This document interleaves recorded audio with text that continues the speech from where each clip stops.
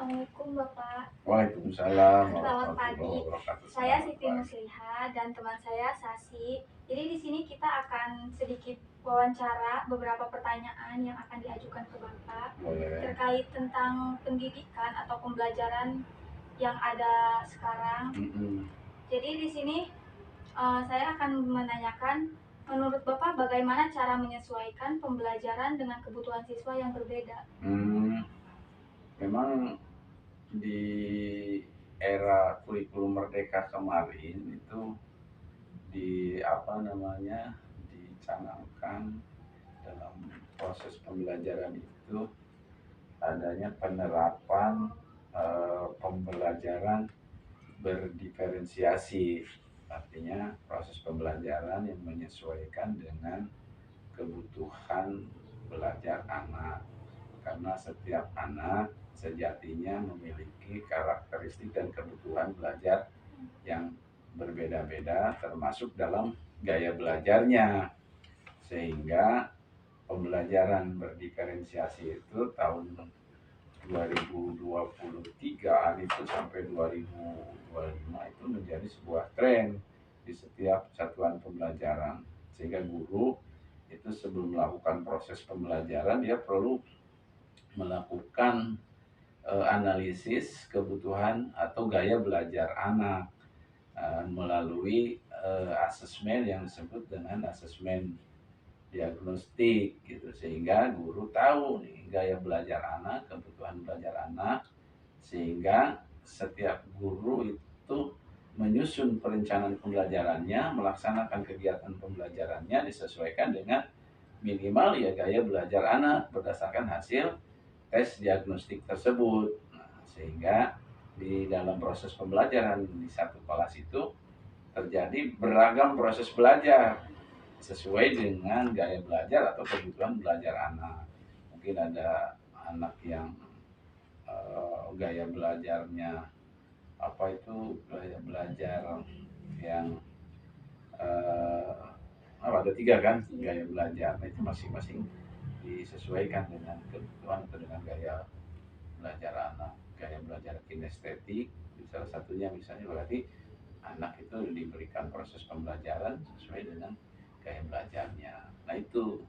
Berarti menurut saya melalui pembelajaran tadi. Iya, penyesuaiannya dilakukan melalui proses pembelajaran, tentu berkaitan juga dengan penyesuaian materi pembelajarannya.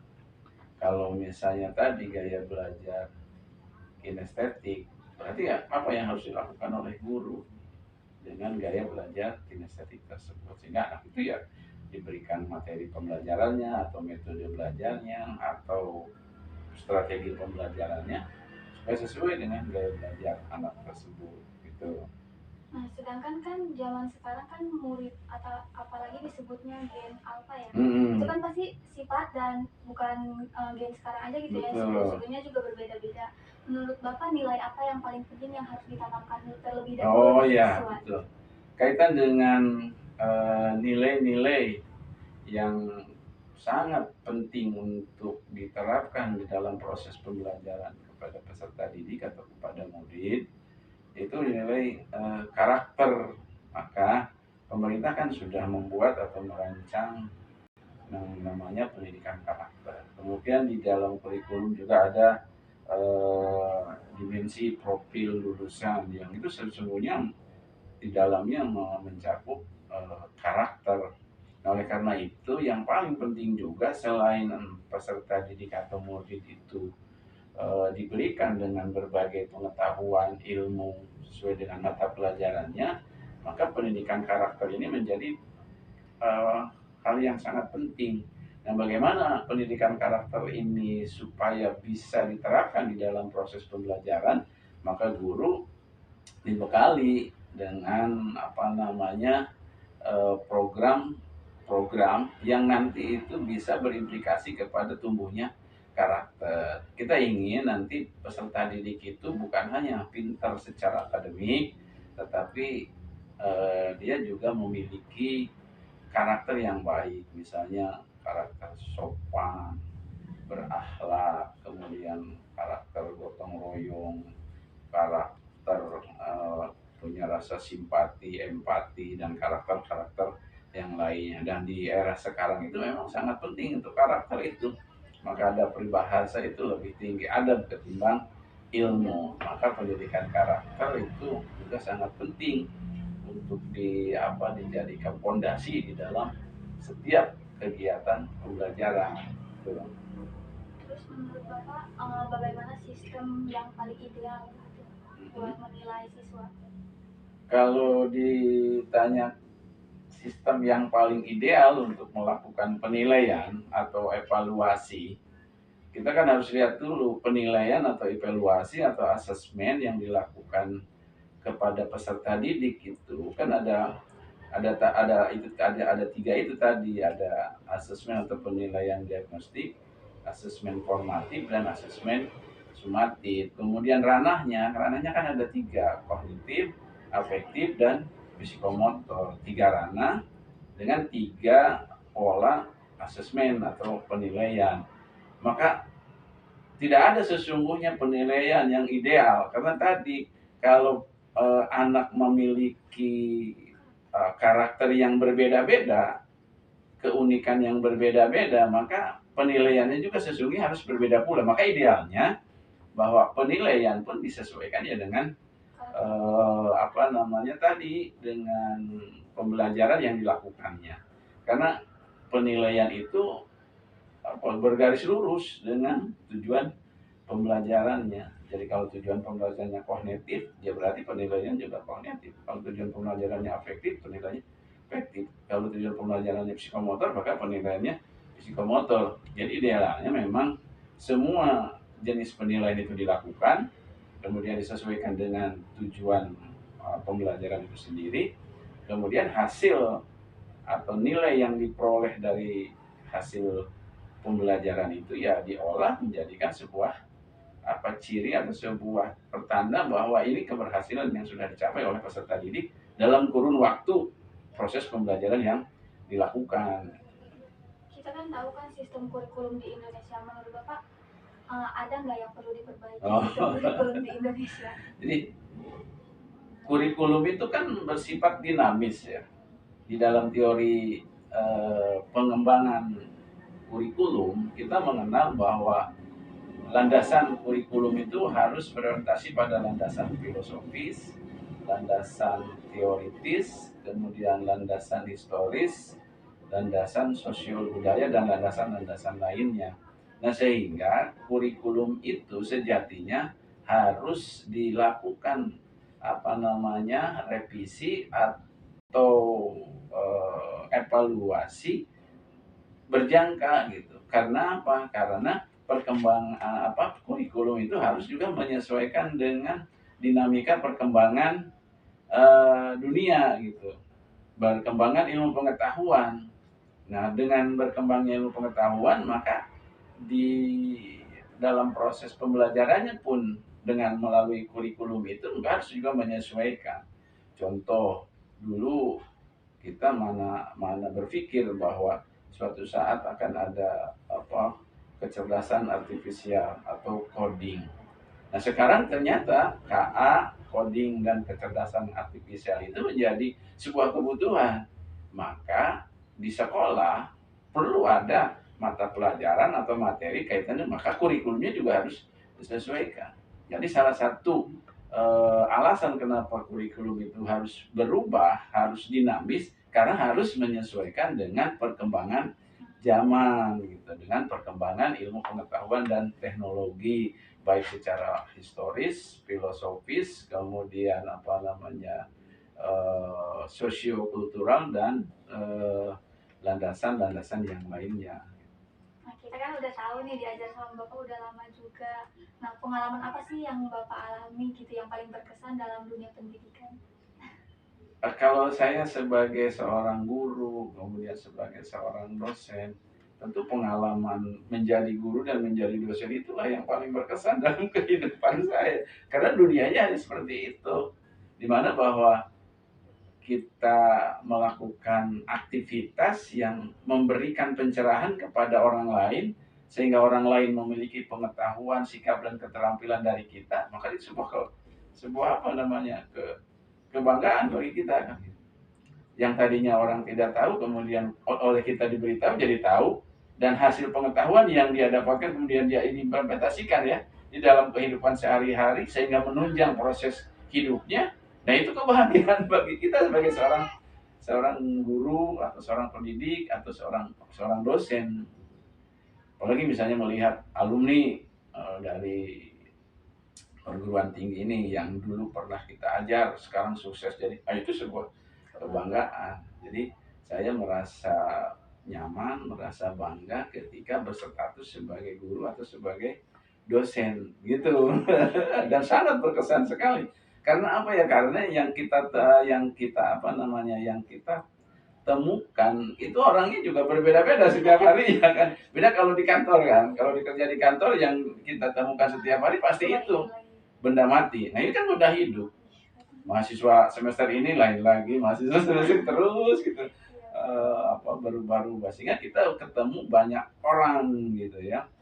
Kalau sekian puluh tahun kita menjadi dosen atau menjadi guru, maka sekian puluh kita punya alumni gitu kan, punya apa namanya mahasiswa yang pernah kuliah dengan kita. Itu bagi saya yang berkesan. Itu dari saya pertanyaannya, nanti dilanjut. Oke, silakan. Bagaimana cara terbaik menanamkan pendidikan karakter agar menjadi nilai yang dihidupi, bukan hanya sekedar hafalan teori di kelas gitu. Iya, kita atau pemerintah sekarang memiliki yang namanya gerakan kebiasaan anak Indonesia hebat. Itu ada 7 itu ya.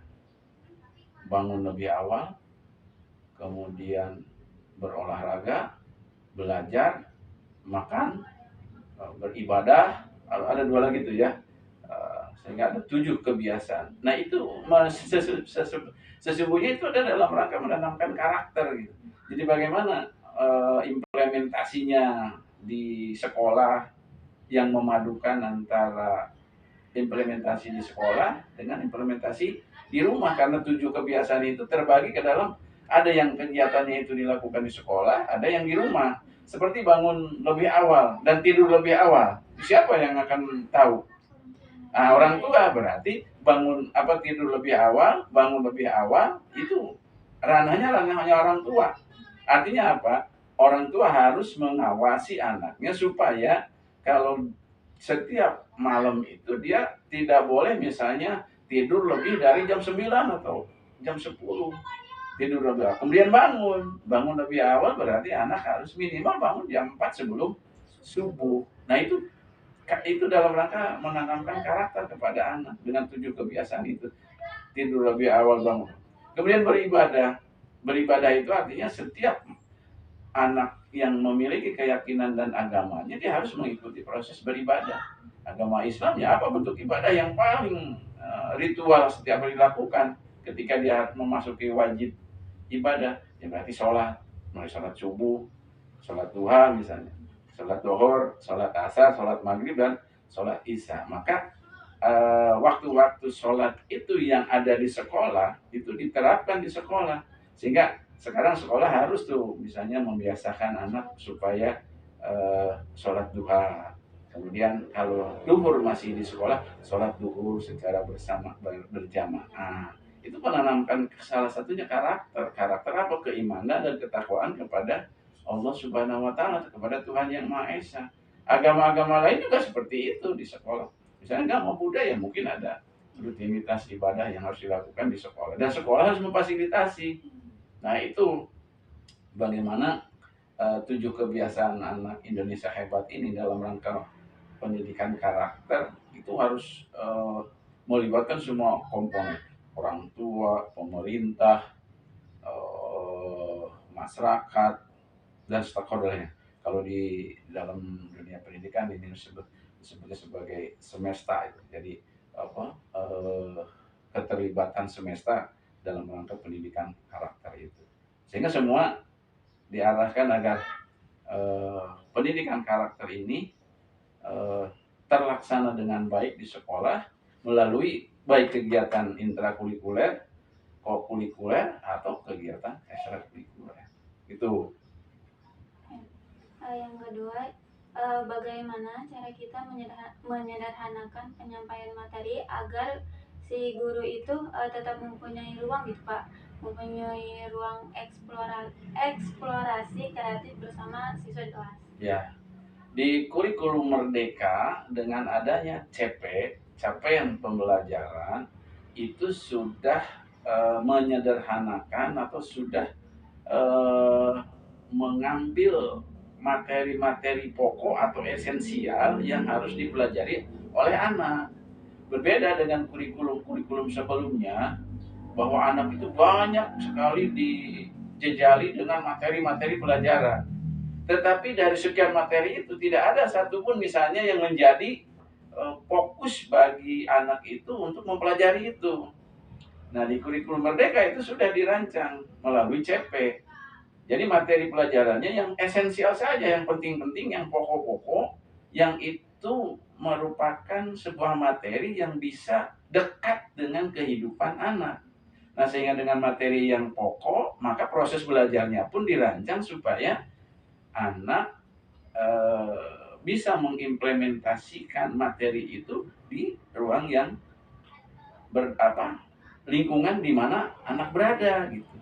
Jadi misalnya gini, usia di mana anak secara psikologis dia berada di masa apa itu namanya ya, adolesen atau apa, adolesen awal atau adolesen menuju pra dewasa ya. Nah, sehingga pondasinya itu kuat di situ, di PAUD dan di SD, di pendidikan dasar ini selama 6 tahun. Justru sebenarnya di SD itulah harusnya yang lebih ditekankan itu bukan pengetahuan dengan bukan ilmu, tetapi tadi karakter gitu.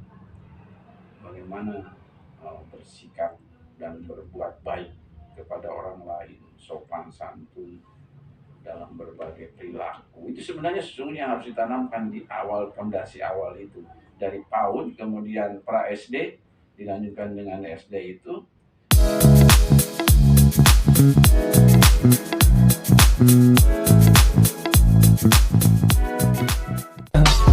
I just had to let you know you're